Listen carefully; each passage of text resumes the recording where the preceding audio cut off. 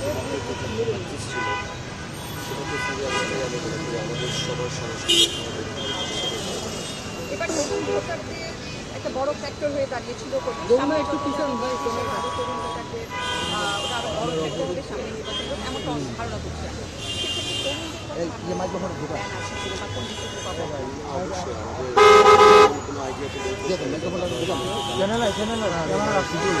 সময় ব্যাপার আজকে তো প্রথম চশমা চাপেন কিন্তু ভাই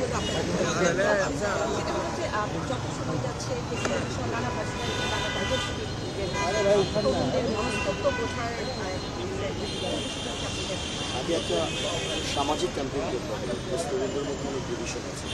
নট নেসেসারিলি তরুণরা সবার একটা বন্ধনে আমার মনে হয় সামাজিক অনেক কাজ আমাদের করতে হবে তরুণদের ভান্ডবান প্ল্যাটফর্ম তার ওর উপর ভিত্তি করে আমরা নেতৃত্ব তুলে দিয়ে দিতে ঠিক আছে আমরা যে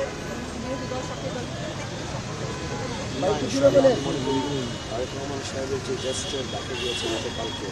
যেভাবে উনি শফিক সাহেবের বাসে গিয়েছে নাহিদ সাহেবের বাসে গিয়েছে আমি মনে করি ওটা হচ্ছে আমাদের সেখান থেকে আমি শিওর যে আমাদের সবার মধ্যেই রিফ্লেকশন